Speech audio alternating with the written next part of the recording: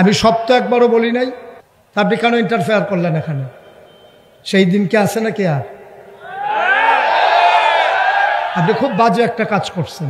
আপনি খোঁজ নেন বাংলাদেশে 100 মসজিদের ভিতরে 95 জন সভাপতি হয় সুদ নাইলে ঘুষের সাথে জড়িত।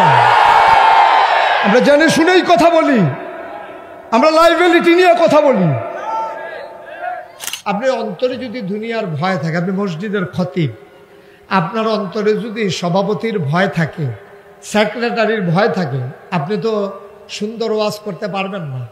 তো মসজিদের ভিতরে এই সভাপতি, বাংলাদেশের মসজিদগুলোতে অধিকাংশ সভাপতি দেখবেন রিটায়ার্ড পারসন, এলাকার ধনী মানুষ, সারা জীবন ঘুষ খাইছে, খাইয়া টাকার মালিক হইছে।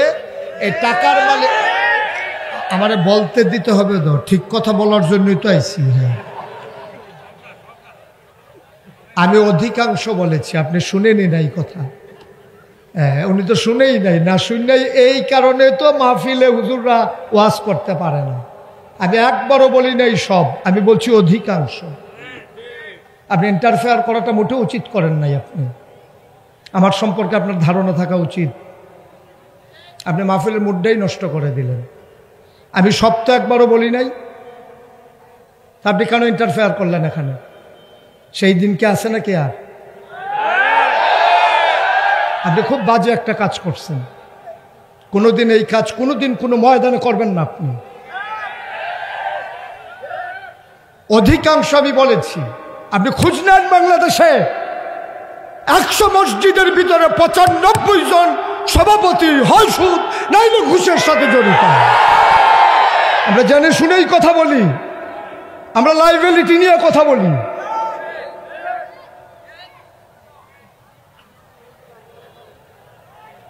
কয়জন ভালো মানুষ বাংলাদেশে আমার জানা আছে?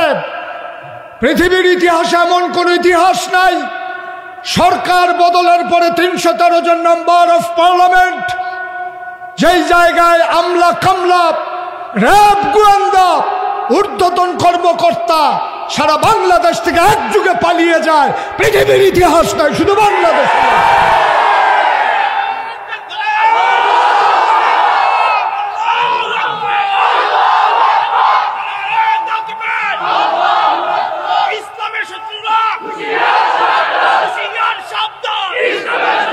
ঠিক আছে, কথা বুঝতে হবে, তারপরে কথা বলতে হবে। মাইক এখন আমার হাতে। একজন আলেমের সাথে কিভাবে কথা বলতে হয় আমরা ওইটা বুঝি নাই বলেই একসাথে সবাই পালানো লাগছে। যদি ডাক শুনতো, কথা শুনতো, তাইলে সবাই একসাথে পালানো লাগে না। আমি মনে করি 101টা কারণ যদি থাকে সরকার পতনের, এর ভিতরে 1 নম্বর কারণ হচ্ছে আলেম ওলামার সাথে বেয়াদবি। এই বাংলাদেশে জেলখানাগুলোর ভিতরে থাকার দরকার ছিল চোর, বদমাইশ, গুন্ডা, আর এই বাংলাদেশের জেলখানাগুলো ভরে গেছে আলেম ওলামা দিয়ে। এই বাংলাদেশ আলেম ওলামা দিয়ে মিথ্যা ট্রাইব্যুনাল সাজাইয়া, মিথ্যা প্রসিকিউটর সাজাইয়া, মিথ্যা বিচারপতি সাজাইয়া, মিথ্যা সাক্ষী বানাইয়া আমার কোরআনের বাকিগুলোকে হত্যা করা হয়েছে। এই বাংলাদেশে কে কোন অপরাধী আমাদের জানা আছে?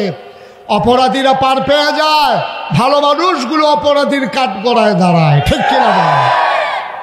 সুতরাং আমাদেরকে মনে রাখতে হবে, এই সময় একটা গেছে যে এই মঞ্চগুলোতে কথা বলতে দেওয়া হয় নাই, মসজিদের মিম্বারগুলোতে হকের কথার উচ্চারণ হতে দেয় নাই।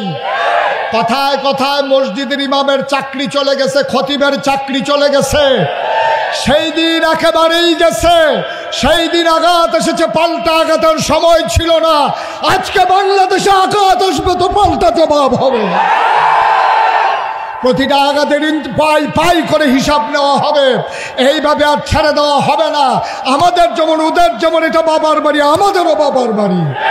আমরা ভেসে আসি নাই, ওদের বাবার বাড়ি আর আমাদের মামার বাড়ি। অসাদপুর তো আমার মামার বাড়ি না। এমন বিষয় না ভাই, আজব কারবার হচ্ছে এই বাংলাদেশে। অধপতনের একটাই কারণ, একটু চিন্তার বিষয়। আমার অনেক কষ্ট লাগে মনে হলে যে একটা দেশ থেকে এইভাবে গোটা একটা দল একবারে নিঃশেষ হয়ে যাবে, কথা বলার থাকবে না। এটা কেমন কথা, এটা আজব কথা। এ দেশের জন্য এটা ডেস্ট্রয়, এটা ধ্বংস, এটা অধপতন, এটা লক্ষণ বেশি সুবিধার না। ভালো মানুষ আজকে রাজনীতিতে আর আসতে চাইবে না, ঠিক কিনা বলবেন? ধ্বংস করে দিচ্ছে, সব শেষ হয়ে গেছে। তো যেই কথাটুকুন বলছিলাম, খুব মনোযোগের সাথে কথা শুনতে হবে, অর্থ বুঝতে হবে। আমার কথার গভীরতা কত এটা নিজে বুঝে হয় বুঝতে চাইবেন, নাহলে চুপ করে থাকবেন, আর যেন কোনো শব্দ না হয়। সবাই পড়ে না আমিন। বন্ধুগণ, আল্লাহ তাবারক ওয়া তাআলা এই কোরআনুল কারীম দিলেন নবী মুহাম্মদুর রাসূলুল্লাহ।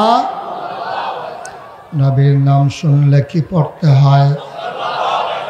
দুই একবার না বারবার, দুই একদিন না প্রতিদিন, দুই এক সপ্তাহ না প্রতি সপ্তাহ, দুই এক মাস না 12 মাস, দুই এক বছর না সারা জীবন আমরা পড়ব সাল্লাল্লাহু আলাইহি ওয়াসাল্লাম। মুসলমান, আল্লাহ কোরআনুল কারীমে 30 পারা 114 সূরা কত সুন্দর করে আল্লাহ জানিয়ে দিলেন। আল্লাহ সুন্দর করে বলে দিলেন, ইয়া আইয়ুহান নবী, হে নবী, আত্তাকিল্লাহ, আপনি ভয় পাবেন কেবলমাত্র, শুধুমাত্র, একমাত্র আমার আল্লাহকে, ঠিক কিনা? দুনিয়ার কোনো মন্ত্রী, এমপি, ওজির, নাজির, উপদেষ্টা, ওই যে বলছিলাম মসজিদ কমিটির সভাপতিকে ভয় পেয়ে যদি মসজিদের ইমাম কথা কয়, তাইলে আর ইসলাম থাকবে না, ঠিক কিনা বলেন? আমি কথা বলতে গেলে কোরআনে আমার বাবার বিরুদ্ধে চলে যান।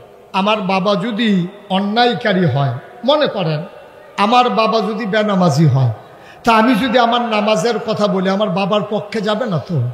এই জন্য কি আমি নামাজের কথা বলবো না? এটা বলে দেওয়া দরকার। এই এলাকার যারা মসজিদ কমিটির সম্মানিত সদস্যরা আছেন, ইমামকে ডাকাইয়া বলে দেবেন যে হুজুর, আপনি কোনোদিন কারো দিকে তাকাইয়া কথা বলবেন না, শুধু কোরআনের দিকে তাকাইয়া কথা বলবেন। এটা যার বিরুদ্ধে যায় যাক, এতে কিছু আসে যায় না, ঠিক কিনা? এটা যদি হয় তাহলে লাভ হবে জাতি, লাভ কিন্তু ইমাম সাহেব হবে না, লাভ হবে জাতি। ইমাম সাহেব বরঞ্চ কষ্ট করা লাগবে। এখন সভাপতি যখন বলে দিছে কোরআন সুন্নাহ মতো কথা বলবেন, এখন উনি ইচ্ছে করলে মন মতো কথা বলতে পারেন না।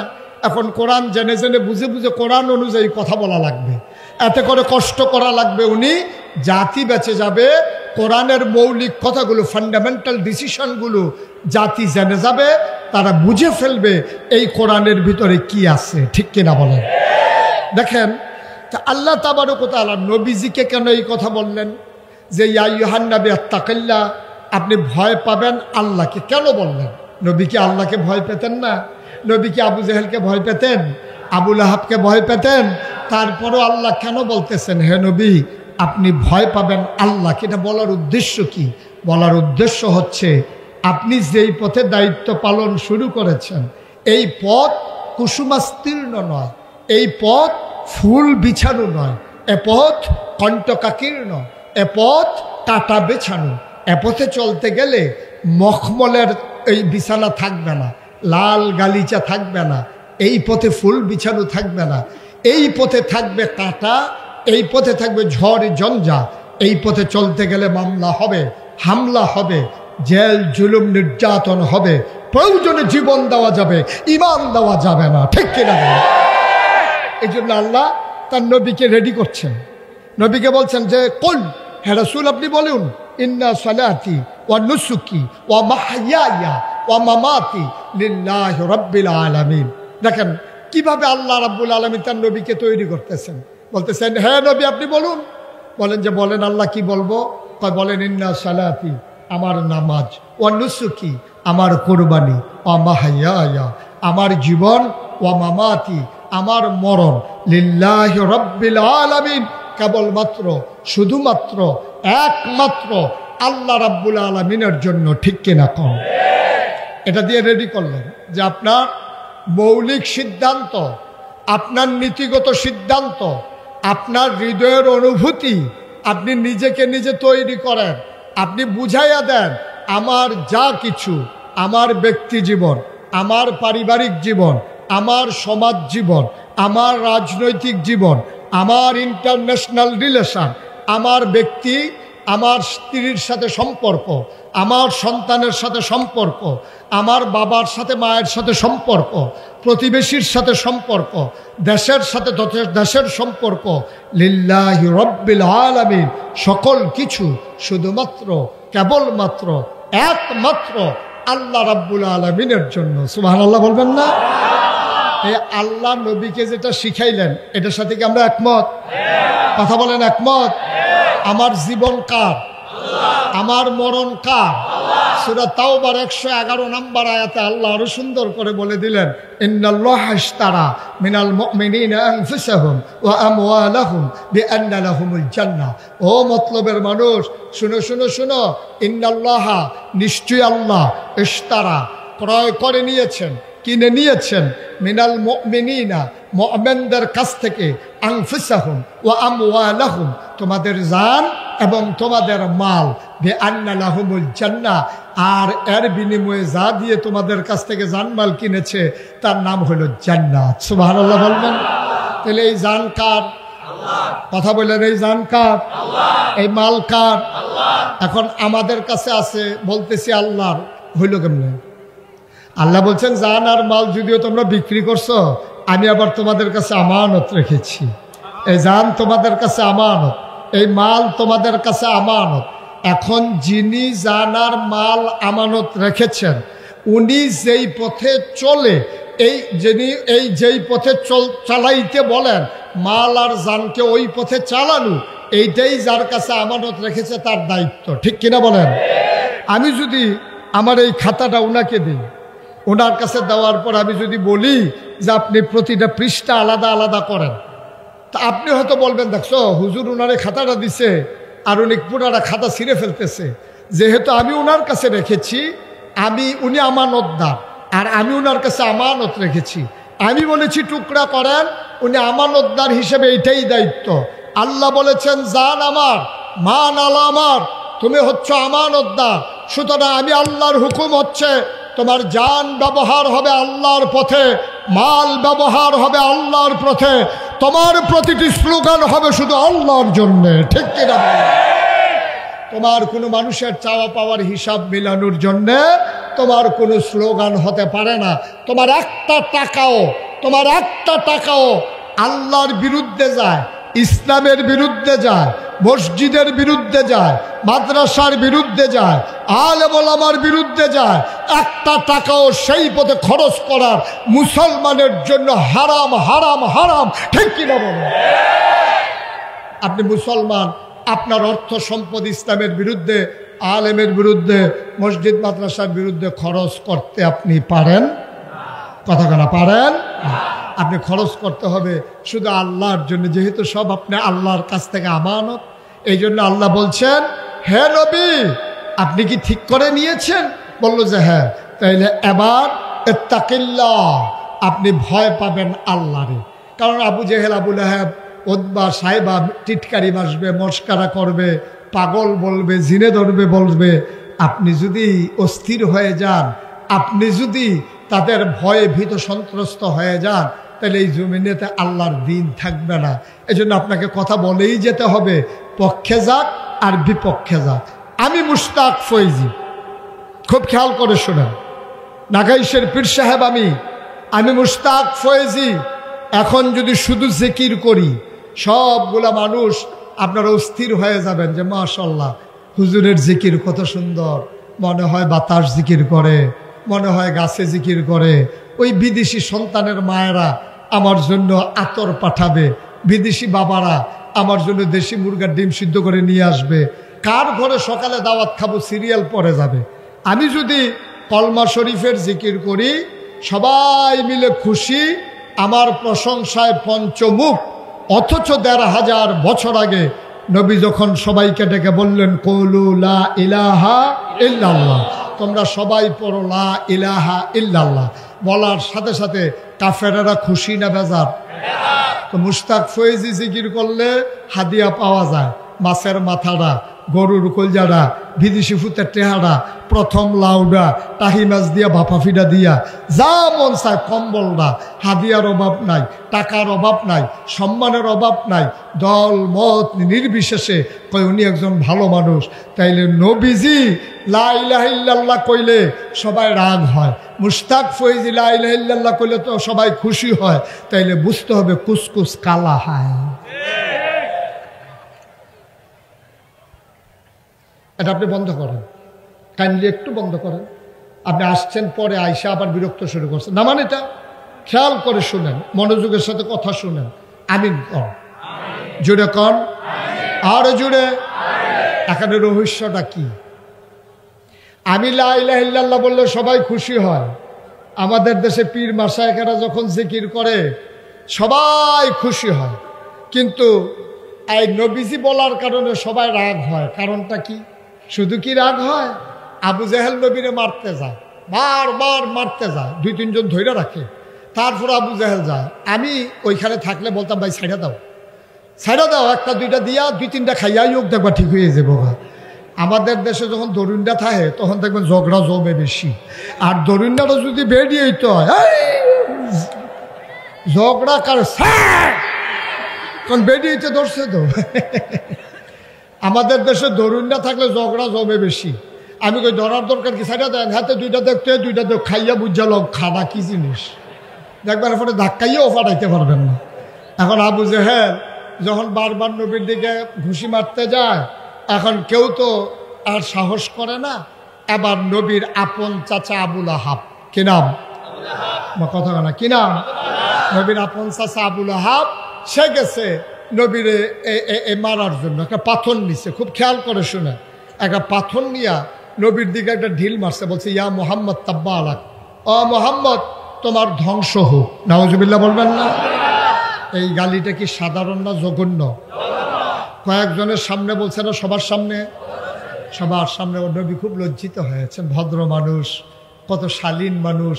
নবীজি কখনোই ব্যক্তিগত, খুব খেয়াল করে একটা কথা শুনে রাখেন, ব্যক্তিগত আক্রমণে নবীজি কখনো রাগ করতেন না, কিন্তু দিনের ব্যাপারে যদি একটু চুল চারা দেখতেন, নবীজির কলিজায় আগুন লেগে যেত। সুবহানাল্লাহ বলবেন। এবার আবু লাহাব যখন ঢিল মারছে, পাথর নবীর গায়ে লাগে নাই, কিন্তু জঘন্য গালি দিছে। সবাই কিন্তু গালিটা শুনছে। আবার নবীজি চুপ মেরে বসে আছেন, সাথে যারা নতুন সাহাবা তারা বলতেছি ইয়া রাসূলুল্লাহ এত বড় গালি দিল, আমরা কি কিছু বলবো না? ওরা বলল, নবীজি বললেন আমরা মাইনরিটি, ওরা মেজরিটি, আমরা সংখ্যায় কম, ওরা সংখ্যায় বেশি, সুতরাং ওরা এখন প্রতিবাদ করা যাবে না। তাহলে কিছুই বলবো না? নবীজি বললেন কে বলে কিছু বলবো না? যা বলার বলে দিয়েছি, যেখানে বলার সেখানেই বলে দিয়েছি। সুবহানাল্লাহ বলবেন। ওই দরবারটা কার? এটা কি থানা, নিম্ন আদালত, জজ court, high court, supreme court, appeal বিভাগ? এই আদালত আহকামুল হাকিম, তিনি হচ্ছেন বিচারকের উপরে বিচারক। সুবহানাল্লাহ বলবেন না? ওই জায়গায় বিচার দিলে পাওয়া যায় নাকি যায় না? কথা কেন যায় নাকি যায় না? তবে একটু দেরি হয় আর কি, 15 বছর লাগে। কয় বছর লাগে? এত তাড়াতাড়ি বিচার পাওয়া যায় না। উনি মনে মনে কইতেছে কবে বিচার দিলাম, আইয়ে না দিয়ে এমন আওয়াজ আইছে। খেয়াল করেন, খুব খেয়াল, এমন আশাই আসছে। আমি খেয়াল করে দেখেছি কোনো রাজনৈতিক দলের নেতা, কোনো আলেম ওলামা, কোনো বৈষম্য বিরোধী ছাত্র আন্দোলন, কোনো মসজিদের ইমাম, কোনো মঞ্চের বক্তা, কেউ একজনও দাবি করে নাই দফা 1, দাবি 1, দেশ ত্যাগ, দেশ ত্যাগ। এই কথা কেউ শুনছেন? সবাই কি বলছে? দফা 1, দাবি 1, পদত্যাগ, পদত্যাগ। আল্লাহর ফায়সালা দেখেন, একটা মানুষের মাথায় কিন্তু দেশ ত্যাগ আসে নাই, একটা লোক বলেও নাই, কিন্তু আল্লাহ কয় যেই পাপ বাতি হইছে এটাতে পদত্যাগে হবে না। দফা 1, দাবি 1, তোমরা বলো পদত্যাগ, পদত্যাগ, আর আল্লাহ বলে দেশ ত্যাগ। ঠিক কিনা বলে?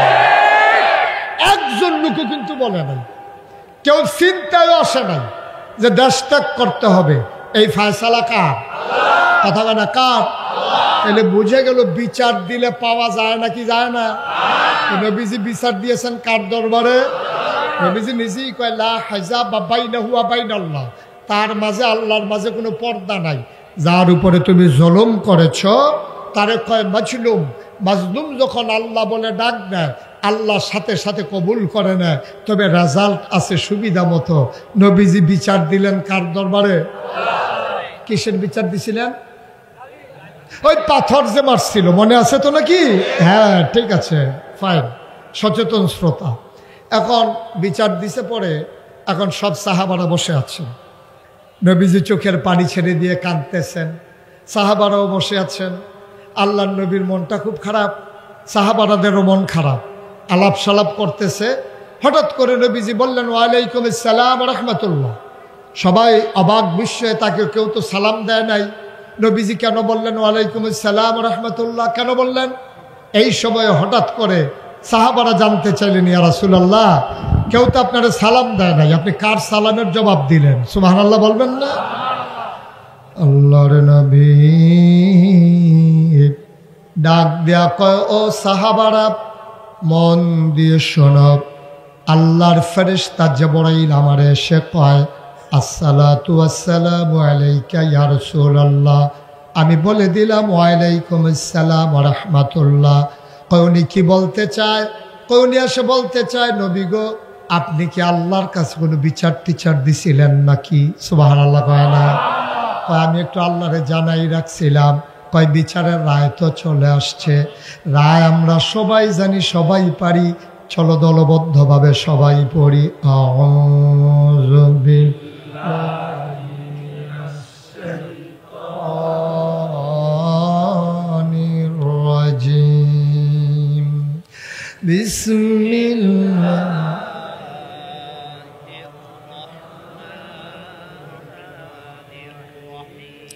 তাব্বাত ইয়াদা আবি লাহাব ওয়া তাব মা আগনা আনহু মালুহু ওয়া মা কাসাব সায়াসলা নারান যাতা লাহাব ওয়ামরাআতুহু হাম্মালাতাল হাতাব ফি জিদিহা হাবলুম মিন মাসাদ।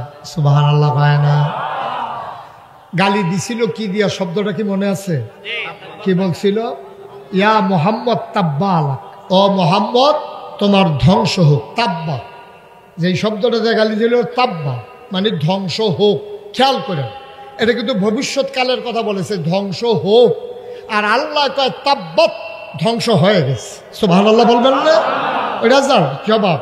ইয়াদা, দুই হাত, আবি লাহাব, আবু লাহাবের, ওয়াত্তাব, এমন ধ্বংস হইছে, কবিরাজের বাড়িতে নিয়া ফাতা ফেসাইয়া ছবি বানতে পারবা, প্লাস্টার করতে পারবা ট্রমা সেন্টারে, কিন্তু এমন গুড়ার গুঁড়া হইছে আর জোড়া লাগবে না। সুবহানাল্লাহ বলবেন না?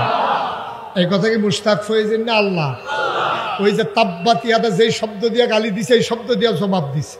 ধ্বংস হয়ে গেছে দুই হাত। এখানে একটা চিকন কথা আছে, আপনার সচেতন মানুষ সবাই বুঝবেন। এই যে আবু লাহাব ঢিল মারছিল পাথর দিয়ে, দুই হাতে না এক হাতে? আহা, কথা কানা, দুই হাতে না এক হাতে? তো ঢিল মারলো এক হাতে, আর আল্লাহ কইতেছে ধ্বংস হয়ে যাক দুই হাত। তাহলে আল্লাহরা তো মাইক আছে দেখা যা ইচ্ছা তা কইব, এটা তো ঠিক না। এটা তো একটা বিচার হইলো, আল্লাহ তো ইনসাফ করে।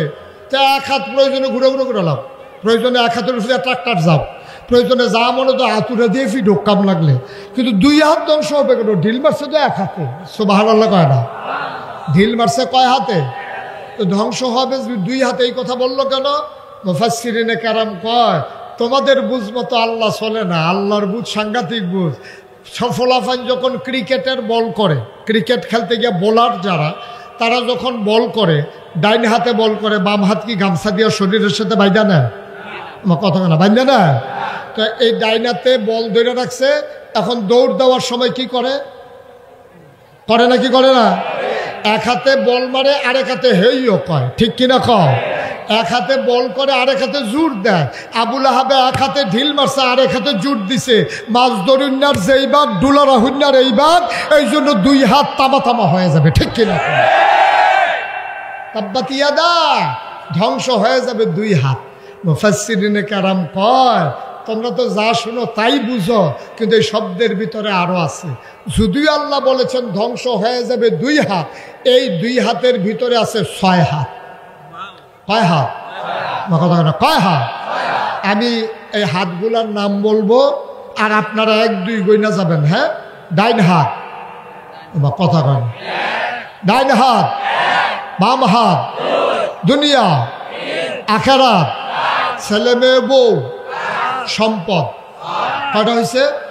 আবার আপনারা করবেন, হ্যাঁ জোরে আওয়াজ করে করবেন। ডাইন হাত, বাম হাত, দুনিয়া, আখিরাত, ছেলে মেয়ে বউ, সম্পদ।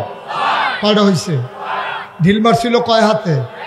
এখন টান দিছে কয়টা লইয়া? খেলা কার? মুসলমান। আবার যখন 6 হাতের কথা বলছে, মক্কার মানুষগুলা খুব দ্রুত বুঝে ফেলছে, ওরা আরবি জানতো। আবু লাহাবের সঙ্গী সাথী নিয়া চায়ের স্টলের ভিতরে আড্ডা মারতে আছে। কি রে মোহাম্মদ রে যে ঢিল মারছিলাম কেমন হয়েছে? কয় ভাই সব গেছিল সুজে জোর কম, ভাবিরে কইন দুধ মুধ খাওয়াইতো, আপনার শৈল তো জোর কমা গেছে, ঢিল দই পর্যন্ত যায় নাই। আবু লাহাব কয় দিছিলাম তো জোরেই গেল না কেন বুঝলাম না। নবীর সাহাবাদের সামনে যখন আয়াত নাজিল হলো, সাহাবারা কয় ইয়া রাসূলুল্লাহ এটা কি সবাইকে বলে দেব? কয় সবাইকে জানিয়ে দাও। এবার সাহাবারা দৌড়ায়, যারা পায় তারই কয়। আবু লাহাব যে গালি দিছিল জবাব আসছে, গিয়া দেখে আবু লাহাব আড্ডা মারতে আছে। সাহাবা গিয়া কয় লাহাব ভাই সাহেব জবাব তো চলে আসছে। কয় কি বলছে তোমাদের আল্লাহ? কয় তাব্বাত ইয়াদা আবি লাহাব ওয়া তাব। এই কথা যখন আবু লাহাব শুনছে উঠটা দিছে দৌড়। আবু লাহাব আরবি বুঝতো নাকি বুঝতো না? তখন আবু লাহাব উঠটা দিছে দৌড়। তো যখন নেতা দৌড় দিছে, এখন কর্মীরা তো হুঁশ নাই। এখন কর্মীরা দৌড় দিয়ে গিয়া ধরছে, ধরে কয় আপনি আমাদের নেতা না, আপনি যদি হেলিকপ্টার উঠটালান আমরার কি উপায়? আপনি হেলিকপ্টারে উঠলে আমাদের উপায় কি? আপনি আমরা কই রেখা যাইতে আছে? আপনি যে দৌড় দিতে আছে আপনাদের, আপনি চলে গেলে আমাদের উপায় কি? আবার আবু লাহাব দাঁড়াইছে।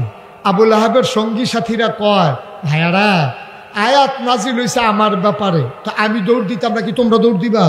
আমি এনা টের ফাইতে আছি কি যাইতে আছে। আপনি কি মোহাম্মদের আল্লাহরে মানেন? কয় না। মোহাম্মদের আল্লাহরে মানেন না, মোহাম্মদের কথা বিশ্বাস করেন? কয় না।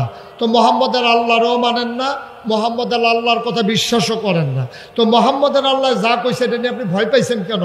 আবু লাহাব চিৎকার করে কয় ভাইয়ারা মোহাম্মদের আল্লাহও মানি না, মোহাম্মদের নবীও মানি না, মোহাম্মদের ইসলামও মানি না, মোহাম্মদের বিশ্বাসও করি না, কিন্তু খেয়াল করে দেখছি মোহাম্মদের আল্লাহ যা কয় তাই হয়। সুবহানাল্লাহ।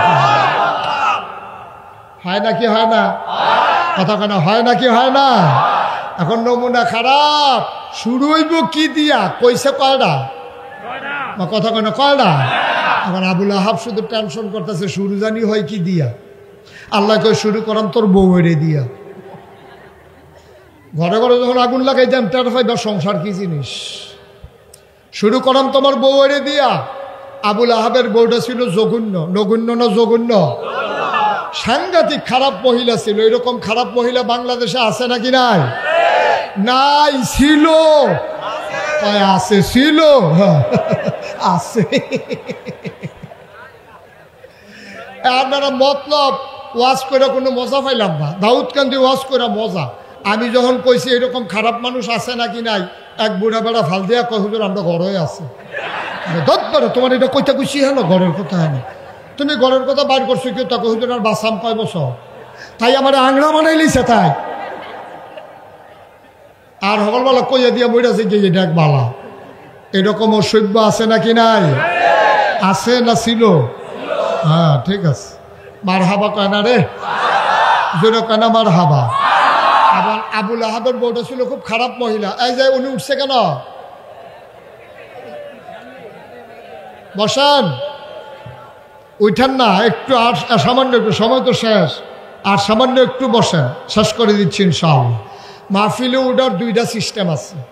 আপনি যদি মাহফিল থেকে উঠতে চান ছোট একটা বাচ্চা লই আইবেন, এই তারে দেখাইয়ে উঠতে লাগবেন, কান্দে না যাইতেছি দাঁড়া তোদের সরষে দোকান। আর এই মোবাইলটারে ধরে এমনভাবে একটা ভাব করবেন জরুরি ফোন আইছে বিদেশি। এই দুটাই ফাও, এই দুইটাই ফাও। আল্লাহ যেন মাফ করে, সবাই কোনা আমিন। তা আবুল আহাবের বউয়ের কথা মনে আছে তো? ভালো না খারাপ? নগণ্য না জঘন্য? সাংঘাতিক খারাপ। এই মহিলা জঘন্য। রাস্তার ভিতরে কাটা বিছাই রাখত, সারা রাত অপেক্ষায় করত নবীর পায়ে কখন কাটা বিঁধবে। এই মহিলা অপেক্ষা করত নবীর দিকে। এই দরজা দিয়ে বের হইলে কাটা যখন বিঁধত, নবী যখন উফ বলে চিৎকার করত, খিলখিল করে চাচি হাসি দিয়া জানালা বন্ধ করত, নবীর কলিজা ফেটে যেত। নাউজুবিল্লাহ বলবেন না? আল্লাহ কই শুরুই বইডারে দিয়া। এখন আয়াত যখন নাজিল হইছে তাব্বাত আবি লাহাবেও ওয়াতাব, এই আয়াত আবুল আহাবের বউ শুনছে। রাগ কি কমছে না বাড়ছে? আল্লাহর দর খুঁজা পায় না, মোহাম্মদ নবীজির তো পাওয়া যায়।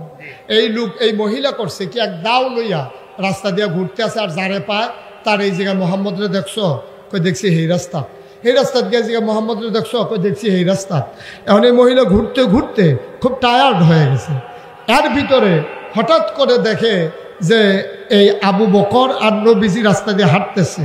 এমন সময় আবু বকর দেখছে যে আবুল আহাবের স্ত্রী দাও নিয়ে আসতেছে। আবু বকর চিৎকার করে কই, ইয়া রাসূলুল্লাহ সর্বনাশ, আবুল আহাবের বৌদা আসতেছে দাও নিয়া, আপনারে পাইলে তো দুই টুকরা করে ফেলবে। নবীজি মুসকে হাসি দিয়া কয়, আবু বকর তোমারে দেখবে, আবুল আহাবের স্ত্রী আমারে দেখবে না। সুবহানাল্লাহ বলবেন না? খেলা কার? ঠিক ঠিক আইসা নবীজি আর আবু বকরের সামনে দাঁড়াইয়া আবুল আহাবের স্ত্রী আবু বকরকে জিজ্ঞেস করে, এই তোমার লগেরটা কো, লগেরটা কো? নবীজি মুসকি মুসকি হাসে। পাশে দাঁড়ানো আইয়া জিগা তোমার লগেরটা কো? আবু বকর মনে মনে কয় দেখে না, লগে দিয়ে তো দাঁড়িয়ে রইছে। সুবহানাল্লাহ বলবেন না? চলে গেছে। পরে আবার এই মহিলার রাগ তো সারাটা দিন মোহাম্মদরে খুঁজছে, নবীজিরে তালাশ করছে, পায় নাই। মহিলা সাংঘাতিক রাগ হইয়া সন্ধ্যার সময় জঙ্গলে চলে গেছে, লম্বা এক রশি নিয়া গাছের কাটা কাটার জন্য, যে নবীর রাস্তা আবার বেঁচে গেছে। একবারে গভীর জঙ্গলে বড় বড় লম্বা লম্বা সোজা সোজা কাটা কাইটা সবগুলোর একটা বস্তা বাঁধছে, রশি দিয়ে বান দিছে। আমাদের দেশে রশির একটা বান আছে, এটারে কয় হরখা গিট্টু। আপনাদের দিকে কি কয়? উমা তো আমি তো চিন্তা করে কথা কই গিটতাম, আপনারা আমরা দিয়ে খেয়ে দিই। এতক্ষণ ধরে ফাও চিন্তা করতে আছি, বুঝে না না বুঝে। কি গিট্টু? হরকা গিট্টু। এখন একটু পার্থক্য আছে, গিট্টু গিট্টা, উনি এটা মনে করে দিছে গিট্টা। আচ্ছা কোন টু আর টা এক মিলেজিলা কাছাকাছি। তো হরকা গিট্টু দিয়া এখন কাটাগুলারে যখন মাথায় উঠাবে, জঙ্গলের ভিতরে তো কোনো মানুষ নাই। এখন মহিলা যখন বোঝা উঠাইতে গেছে, খুব খেয়াল করেন চিকন কোথায় এসে পড়ছি আমরা, মাহফিলের শেষের দিকে এসে পড়ছি। এখন যখন বোঝা উঠাইতে গেছে, দেখে ওজন বেশি হয়ে গেছে, উঠাইতে পারে না। আচ্ছা মতলবের মানুষ, সচেতন মানুষ, আপনারা বলেন তো, যখন আমরা দেখব যে কোনো মানুষ নাই ধরে উঠাই দেওয়ার মতো, বোঝাটা ভারী হয়ে গেছে, আমরা হইলে কি করতাম? একটু কমাই নিতাম। Thank you. আমরা কি করতাম? কমাইতো না তো, ইয়া বেশি তো। কি বেশি? আহা না, এটা করার দরকার নাই, ইয়া বেশি। এই মহিলার তো ইয়া বেশি, কমাইতো না। শয়তানে আইয়া বুদ্ধি দিছে কমানোর দরকার নাই। এরকম কাটা আর ফাও না, না ফাও দরকার আছে, এটা নেওয়ার দরকার আছে। এবার আসেন আসল কথা। এই যে এটা একটা পানির বোতল, এইটা মনে করেন এটা একটা পাথর। খেয়াল করেন সবাই, দেখা যাচ্ছে এখানে এই পানির বোতলটা একটা পাথর, এই চায়ের কাপটা একটা পাথর, মাঝে একটু ফাঁকা জায়গা আছে নাকি নাই? আবুল আহাবের স্ত্রী মাঝের ফাঁকা জায়গায় দাঁড়াইছে, দাঁড়াই ওসা পাহাড়টার উপরে লাকড়ির বোঝাটা, কাটার বোঝাটা উঠাইছে। মহিলার চিন্তা হইল মাথাটা নোয়াইয়া কোনো মতে যদি মাথায় নিতে পারি, ধৈরা দাঁড়াইতে পারলে বাড়িতে চলে যেতে পারবো, কোনো টেনশন নাই। খেলা তো আল্লাহ। এখন সামনের পাথরে উঠাইছে বোঝা, মাঝের জায়গায় দাঁড়াইছে আবুল আহাবের স্ত্রী, পিছনে আরেকটা কি, এই তো মাশাআল্লাহ ফাইন। এখন আবুল আহাবের স্ত্রী মাথা নোয়াইয়া যখন ওই সামনের পাথর থেকে এমনি হাত দিয়ে গোড়ানি দিছে মাথায় তোলার জন্য, গৈরানি বুধ একটু জুড়ে পড়ছে। এই গৈরানির জুড়ের ঠেলায় মাথায় না পড়া ওই পাথর চলে গেছে, ওই বোঝা চলে গেছে পিছনের পাথরের পিছন দিয়া। আর কোন ফেরেস্তায় বুধ হরখার যে গুলটা, এই হরকা দিলে একটা গিট্টু বার হয় নাকি বার হয় না, এই গুলটা বোধহয় ফেরেস্তায় ধরে রাখছে, এই গুল লাগছে গোলাপ। এখন বোঝা পড়ছে পাথরের এই পার্শ্বে, গুলটা রেখে রয়েছে গোলাপ, সামনের পাথরে ফাও আটকাই গেছে, পেছনের পাথরে কমর আটকাই গেছে, এমনি রয়েছে। দুই তিনটা আওয়াজ করে তাই নাই, দুই তিনটা আওয়াজ করছে। যখন বোঝাটা গলার ভিতরে গিয়ে রশিটা আটকাইছে, ফাঁসি হয়ে গেছে না, এখন উল্টায় না তো সামনের পাথরের জন্য, শুয়ে যায় না পেছনের পাথরের জন্য, দুই তিনটা আওয়াজ করে তাই। খেলা কার? কথা বলে খেলা কার? কি খেলা? আল্লাহ। আল্লাহর খেলা দেখছেন? নবী জাগে নাই, নবীর কোনো সাহাবা যায় নাই। সেই জায়গায় যদি কোনো মুসলমান থাকতো তাহলে মুসলমানকে ওরা কচু কাটা করতো। আল্লাহ বলছে তোমাদেরকে দোষী করাবো না, আমার ফয়সালা আমি নিয়ে নেব, আমার খেলা আমি খেলে দেব, তোমাদের চিন্তার দরকার নাই। চিৎকার দিয়ে যখন দেখছে যে নাই, সন্ধ্যার পরে আবুল আহাব যখন ঘরে গেছে, ঘরে গিয়ে দেখে স্ত্রী নাই, ঘরে গিয়ে দেখে কি নাই, ঘরে গিয়ে দেখে বউ নাই, স্ত্রী নাই, পড়ে গেছে পেরেশানিতে। যারে পায় তারই জিগায় ভাই তোরা ভাবিরে দেখছ? কয় না। কয় তোমরা ভাবি গেল কই, দেখছো না কেউ?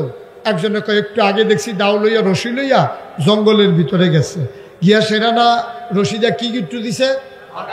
এই এলাকায় ওয়াজ করে সুবিধা হইল আপনারা হরখা গিট্টু চিন্না লাইছেন, আমি কক্সবাজার মাহফিলও গিয়া কইছি হরখা গিট্টু ছাইয়া রয়েছে। আমি কই ভাই এমনি দিয়া সেরা এমনি যে উল্টাইয়া দেয় একটু যে গুলের মতো বারো হেইডা আর কি, এ চাইয়েই রয়েছে, বুঝাইতে আমি পারতাছি না। ফাঁসে সভাপতি হইল ফাজেল মাদ্রাসার প্রিন্সিপাল, ওনারে কইলাম ভাই ভাই এই হরখা গিট্টুটা কারে কয়, আমি তো বুঝাইতাম পারতাছি না, আমার কথা তো তারা বুঝে না, আপনি একটু তারারে বুঝাইয়া কন। এবার আমার দিকে হাসি দিয়া চাইয়া কয় আমি বুঝলে না তারারে বুঝাইতাম, আমি কি বুঝছি কিচ্ছু? আপনি কিতা কতক্ষণ সময় আগের থেকে হরখা হরখা করতে আসেন, আমি এই হরখাটা এই কইতাম পারলাম জিনিসটা কিতা বুঝছি না। আবার চিন্তা করছি কক্সবাজার যাইতে ব্যাগের ভিতরে করে রশি লইয়া যাবো, হরখা কারে কয় চিনাই দিয়া যাবো। আর আবুল আহাবের বউ আছে না গেছে? আর আবুল আহাবে খুঁজতে আছে বউ কই বউ কই, খুঁজতে খুঁজতে একজনে কইছে জঙ্গলের দিকে গেছে। এই হাজাক বাতি লাইট মাইট বোম্বা বাতি জ্বালাইয়া জঙ্গলের ভিতরে গিয়ে দেখে গলার ভিতরে ফাঁসি পড়ে আছে, জিব্বা বের হয়ে আছে। তাই আবুল আহাবের স্ত্রী যখন মারা গেছে, আবুল আহাবের কাছে আইসা লোকজন বলতেছে ভাই সাহেব ভাবিরে পাওয়া গেছে। কয় কই পাইছ? কয় জঙ্গলের ভিতরে লাকড়ির ফাঁসি লেগে মারা গেছে। আবুল আহাবে চিল্লান দেয়া কয় লাকড়ি টাকড়ি কিচ্ছু না রে, তাব্বাত ইয়াদা, তাব্বাত খেলা হইল আল্লাহ। এই লাকড়ি টাকড়ি ফাও এটি কিচ্ছু না, এটা কোনো বিষয় না, বিষয় হইল খেলা কার? আল্লাহ তো একটা না একটা উপলক্ষ লইয়া করা লাগবে, তো আল্লাহ একটা না একটা উপলক্ষ লইয়াই কারবার ঘটায়। মতলবের মুসলমান মনে রাখো, সব জিনিস নিয়ে তামাশা চলে না। ওলামায়ে কেরাম হলো নবীর ওয়ারিস, ওলামায়ের সাথে চোখ উল্টাবা তো তোমার দুনিয়া উল্টে যাবে, ঠিক কিনা বলো? যুদ্ধের ভিতরে একদল বাহিনী হেরে গেছে, যুদ্ধের ভিতরে হাইরা গেছে, তো রাজমশাই সেনাপতিরে ডাকাইছে, এদিকে আসো, আমরা হারলাম কেন? আমার কি সৈন্য কম আছে? আমার কি র্যাব গোয়েন্দা কম আছে? আমার পুলিশ কম আছে? আমার দলীয় ক্যাডাররা নাই? ওরা থাকতে আমি হারলাম কেমনে? তো পুলিশ অফিসারে কইতে আছে স্যার গুলি তো করি, গুলি করি একটা, যেইটার উপরে পড়ে এইটাই লড়ে, আবার এই আরেকটা দাঁড়ায়, দৌড় তো দেয় না। সুবহানাল্লাহ বলবেন না? বানানো গল্প না, বাংলার ইতিহাস, ঠিক কিনা বলো? এখন রাজমশাই হারছে, কথা মনে আছে তো নাকি? তো সেনাপতি রেজি গেছে আমরা হারলাম কেন? তো সেনাপতি বলতেছে রাজমশাই 101টা কারণে আমরা হেরে গেছি। কয়টা কারণে? কথা কয় না, কয়টা? 101টা কারণে আমরা হেরে গেছি। রাজমশাই বলতেছে 1 নাম্বার কারণ বলো। 1 নাম্বার কারণ হইল আমরা কাফের সৈন্যদেরকে ঘেরাও করে ফেলছিলাম, শত্রুদেরকে ঘেরাও করে ফেলছিলাম। আমরা গুলি করতে যাব, এমন সময় দেখি আমাদের বারুদগুলো সব পানিতে ভিজে গেছে। রাজমশাই কয় 101টা কারণের আর দরকার নাই, গুল্লি যখন পানিতে ভিজে গেছে আর জিতনের সম্ভাবনা নাই, সুতরাং একটাই চলবে, আর বাকি 100 আর লাগবে না। আমার ভাইয়ারা জানতে চায় 17 বছর দুর্দণ্ড দানবের সাথে দাপটের সাথে ক্ষমতা চালানোর পরে কেন হেরে গেল? আমি বলি 101টা কারণ আছে। এর ভিতরে 1 নম্বর কারণ হলো এই বাংলাদেশের আলেম ওলামাকে তারা অধপতন ঘটিয়েছে। এই আলেম ওলামাকে ধ্বংস করার কারণে আর কোনো কারণের দরকার নাই। আল্লাহর নবী বলেছেন লা হাজাবা বাইনাহু ওয়া বাইনাল্লাহ, তার মাঝে আল্লাহর মাঝে পর্দা নাই। ওই তাহাজ্জুদের নামাজ পড়ে আলেম যখন চোখের পানি ছেড়ে দেয়, এই চোখের পানির ওজন সহ্য করার ক্ষমতা কারো না। হয়েছেও তাই, হয়েছেও তাই। আর নাইলে আরো আরো আরো অসংখ্য কারণের পরেও এই একটাই কারণ, 1 নম্বর কারণ ওলামায়ে কেরামের সাথে এই বেয়াদবি, ওলামায়ে কেরামকে লাঞ্ছিত করা, অপমানিত করা।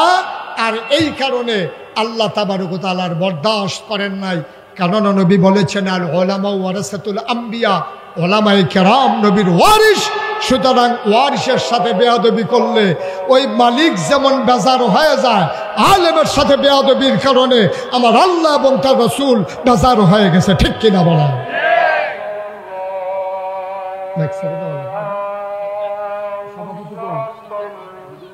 হুজুর কই?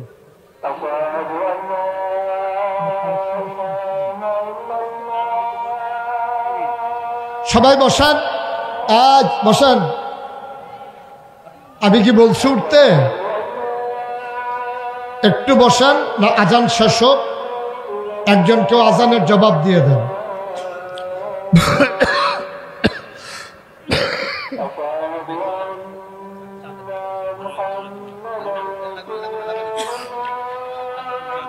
না লাগবে।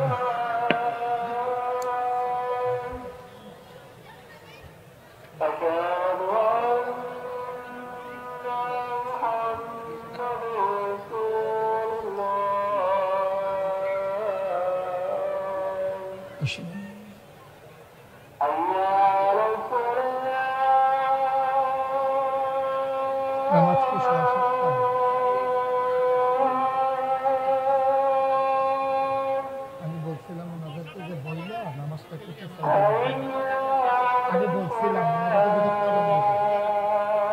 একটা আয়োজন লোকজন আসছে, এখন আর হবে না, আজান দেখেছে তো থাক। একটু একটু বসেন, আমরা শেষ করে দেব। জামাত সবাই আমরা একসাথে যেন পড়তে পারেন, এটা ব্যবস্থা করে দেবো ইনশাআল্লাহ।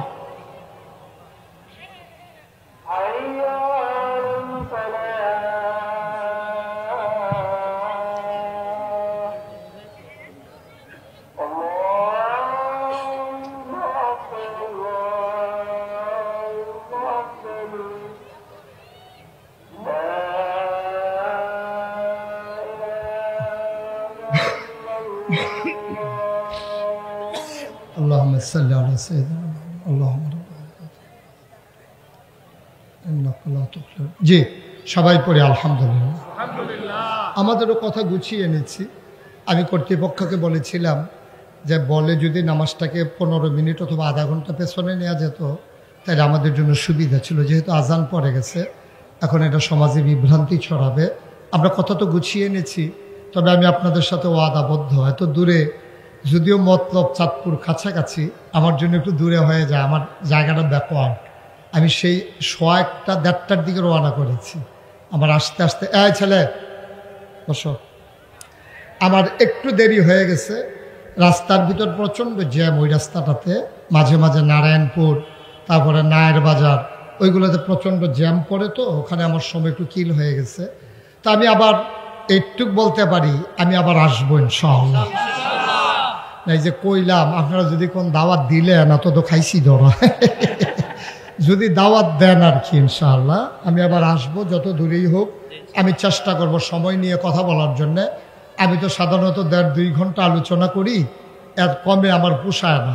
মানুষকে একটা জিনিস বুঝাইতে গেলে একটু সময় নিয়ে, এটা তো আর আমার প্রফেশন না।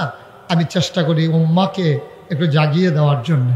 তা আমি আল্লাহ তাবারক ওয়া তাআলা আমাদের সবাইকে কবুল করো। আপনারা যারা গিয়েছিলেন, কয়েকজন গিয়েছিলেন আমাকে দাওয়াত দেওয়ার জন্য। কে কে গেছিল এখানে আছে? মাশাআল্লাহ, ওনারা গেছিল, সৌজান ভদ্র মানুষ। তো ওনারা দেখে আসছে আমি গতানুগতিক কোনো পীর না। আমার দাদা আমার যখন পীরালির দায়িত্ব দেয় আমি কেঁদেছি। আমি বলছি যে দাদা, আমার বড় ভাই আছে, আমার চাচারা আছে, আমার আব্বা ইন্তেকাল করেছেন, কিন্তু আমার বড় ভাই আছে, চাচারা আছে, সবাই থাকতে আমি কেন পীর সাহেব হব? আমি তো পীর সাহেব হতে চাই না। কয় কেন হতে চাও না? আমি বললাম বাংলাদেশে আমি পীর সাহেব দেখতে দেখতে অতিষ্ঠ।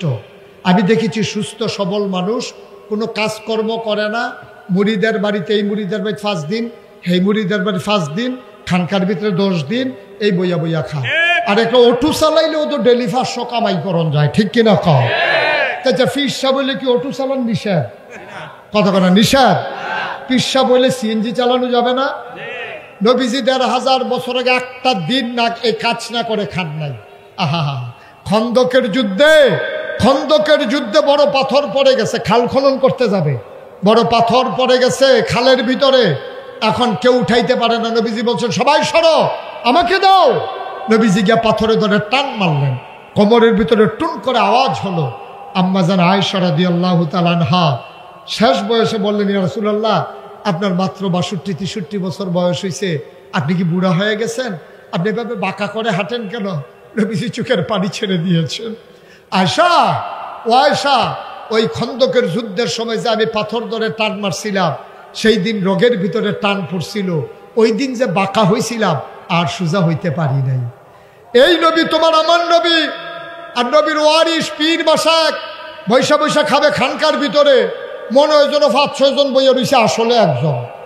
খাইতে খাইতে এমন শৈল বানাইছে, এটার কি একটা না 5টা বুঝে যায় না। এটা কি কারবার ভাই?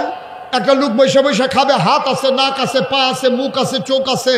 আপনি যে কোনো একটা কাজ করেন, আপনি কৃষিকাজ করেন, আপনি দোকানদারি করেন, আপনি ব্যবসা করেন, আপনি অটো চালান, আপনি রিক্সা চালান, না কিচ্ছু করবে না, শুধু বৈশা বৈশা খাবে। হগিন্ডি বেটি টেহা দেয়, হেই টেহা বইয়া বইয়া খায়। রিক্সাওয়ালায় টেহা দেয়, হেই টেহা খায়। ফলে রিক্সাওয়ালার জন্য কিছু করেন, ওই ভিক্ষা করা মহিলার জন্য কিছু করেন। লজ্জা থাকা দরকার, শরম থাকা দরকার। আমি সেই থেকে বলেছিলাম, দাদা আমি পীর সাহেব হতে চাই না, আমি মেহনত করে খাউন না মানুষ, কাম লাগলে মাডিকেটটা খায়, পীর সাহেবের দরকার নাই। আমি করেছিও তাই। আমার দাদা যখন বললেন না তোমাকেই দেওয়া হবে, তখন আমি বললাম আমাকে একটু জমিন দেওয়া লাগবে। আমার দাদা আমার একটু জমিন দিছে, আমি আর পরে জমিন কিনা শুরু করলাম। যারা গিয়েছে তারা দেখেছে আমার এখানে এখন মসজিদ মাদ্রাসা কমপ্লেক্স হচ্ছে 18 একর, 1800 শতক। কত শতক? কত শতক? 18 শতক। আরে 100। Yes, fine. ওনার ব্যাখ্যা সুন্দর হয়েছে। এই ওই যে আপনার যে 2 কথা কইছি, মাইন্ড করেন না। না, উনি যে মাইন্ড করছেন এটা বোঝা গেছে। উনি যেহেতু 1800 আলগা কইরা কইছে, সুতরাং বোঝা গেল। আপনার দিয়া এলাকারে সাইজ করে দিলাম আর কি, যেন কোনোদিন মঞ্চে যেন কেউ সাহস না করে। ঠিক আছে না কথা? Don't mind, excuse me, extremely sorry. হ্যাঁ ঠিক আছে, মারহাবা, ওকে ফাইন। আলহামদুলিল্লাহ বলেন, জোরে বলেন আলহামদুলিল্লাহ। তা আমি কিনলাম 1800 একর, আরে 1800 শতক। আমার 10টা প্রতিষ্ঠান, খানকা, দাখিল মাদ্রাসা, নুরানি মাদ্রাসা, হাফিজিয়া মাদ্রাসা, ধাতব্য চিকিৎসালয়, গণপাঠাগার, গবেষণাগার, ছাত্রাবাস, ইয়াতিমখানা, মসজিদ। আপনারা সবাই সোশ্যাল মিডিয়ার সুবাদে আমার মসজিদের কথা শুনে ফেলেছেন না? এই মসজিদগুলো বিশ্বময় আলোচিত হয়ে গেছে, কারণ আমি শুধু মসজিদকে মসজিদের ভিতরে সীমাবদ্ধ রাখি নাই। আমার নিচতলায় হাসপাতাল, দোতলায় 3 তলায় মসজিদ। আমার পরিকল্পনা হলো এই মসজিদে মানুষের শরীরের চিকিৎসাও হবে, মনের চিকিৎসাও হবে, ঠিক কিনা?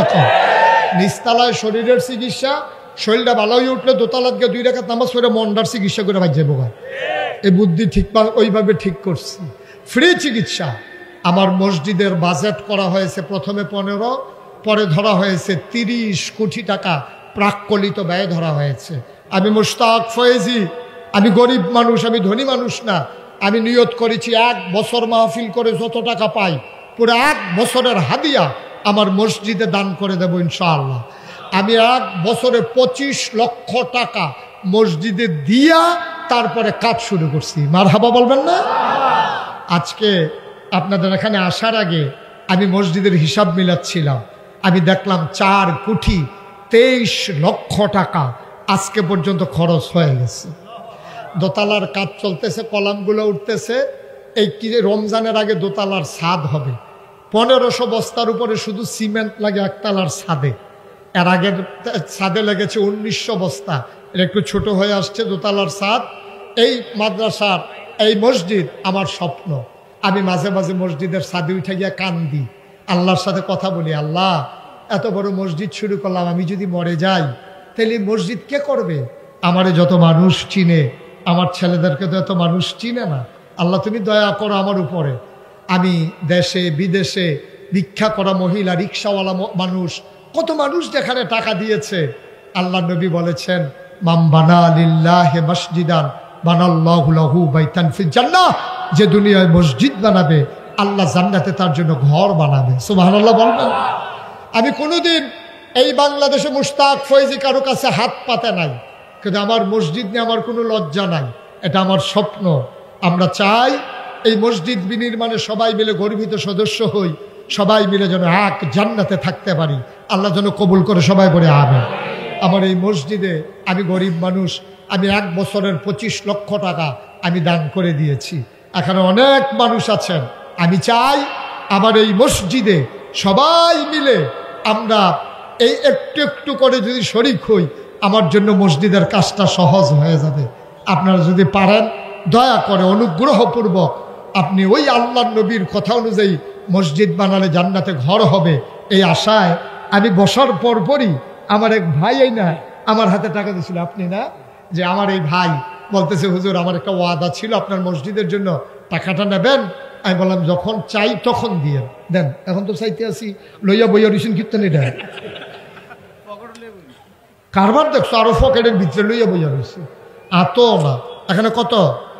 5,000। উনি ওয়াদা করেছিলেন আমার মসজিদে 5,000 টাকা দেবেন।